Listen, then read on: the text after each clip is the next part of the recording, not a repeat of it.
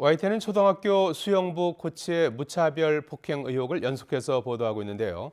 당시 코치와 이 코치의 부인인 감독이 폭행 피해 학생들에게 책임을 돌렸다는 증언이 나왔습니다. 수영부원들은 특정 공부방을 함께 다녀서 그 배경에도 의혹이 일고 있습니다. 나연호 기자입니다. 목포 하당 신도심에 있는 아파트입니다. 코치의 폭행 의혹이 불거진 초등학교 수영부원들은 이 아파트에 있는 공부방을 여러 해 동안 다녔습니다. 코치와 부인인 감독교사가 수영부 학부모들에게 소개했다는 겁니다. 코치와 감독 부부에게 자식들을 맡긴 학부모들은 소개받은 공부방에 당연히 보내야 하는 분위기로 받아들였다고 말했습니다. 그 선생님이 잘 가르친다. 학부모들이 믿을 사람이 누가 있겠습니까? 사실 뭐 감독님이나 이렇게 코치님이 얘기하면 아 그런가 보구나.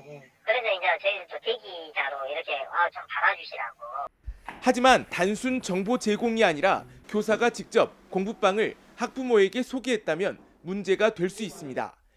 교육당국은 청탁금지법 위반이나 공무원으로서 성실과 품위 유지 의무 위반에 해당할 수 있다고 보고 있습니다. 감독 교사는 피해 학생 측으로부터 남편인 코치의 폭행 사실을 들었지만 대수롭지 않다는 반응을 보이기도 했습니다. 입장으로 보면은 무섭지. 코치 선생님 입장에서는 다음 연락하면서 너를 하겠다가 아니라 그만큼 기록을 한번 떼기겠다. 이후에도 코치의 폭행은 계속됐고 결국 5개월 뒤에야 학교 내 폭력 문제가 공론화했습니다. 이 과정에서 입막음 시도가 있었다고 학생들은 주장하고 있습니다. 코치랑 감독이 부부였는데 계속 입막음도 시켰고요. 말을 못하게 부모님께. 수영 못하는 꼭 이렇게 부모님한테 말해서 이렇게 일을 만든다고 하면서. 목포에서 철부도선을 타고 100길로 두어 시간, 또 차로 20분을 가야 나오는 초등학교. 당시 감독 교사의 해명을 듣기 위해 직접 찾아갔지만 취재에 응하지 않았습니다. 당시 수영부 감독이 교편을 잡고 있는 학교입니다. 남편인 수영 코치의 폭행을 비롯한 여러 의혹이 있지만 당시 감독은 아무런 해명도 내놓지 않고 있습니다.